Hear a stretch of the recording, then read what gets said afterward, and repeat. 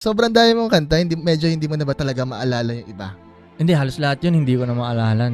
Inaano Kung ko may na. pinag-perform sa iyo, parang, Koy, gusto ko performin mo ganito. May mga kanta ka na hindi ma-spit doon. Hindi, lahat yun. Kaya mo spit? O Hindi ko kayang i-ano. Oo, lahat yun. Oo, lahat yun. Wala akong kanta na kaya kong na-memorize ko buo. Verse? Totoo, Verse sa totoo. verse? Oo. Okay. Verse nung mga dati kong pinakikinggan, yung mga...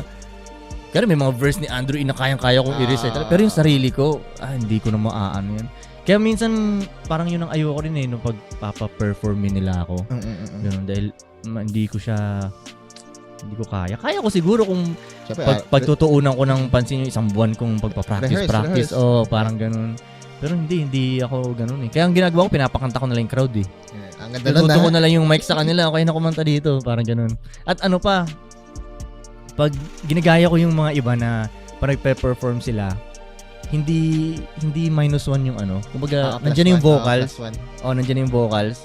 Ginaganon ko na lang din eh. Tapos, vibe lang din naman eh. Parang ganun. Mas more on vibe lang naman din ako. Hindi naman gano'n siyata silang pumunta doon para pakinggan talaga yung bawat words ko eh. Di ba nagigess mo? Pero may mga ganung artist eh. Pupunta ka sa show niya para gusto mo talagang damdamin yung bawat words niya. Sa akin lang naman siguro yung vibe lang yung gusto nilang habol nila doon. Oo, ramdam naman. Hindi ka naman din sobrang, in a way, lyrical na hindi talaga. Kumbaga, maganda, nadadigest agad siya ng tao eh.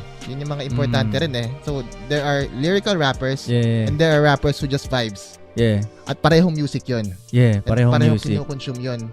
Totoo, kung ito yung type mo, punta ka dito. Kung ito yung type mo, punta ka dito. Totoo, wala nang problema eh. Totoo.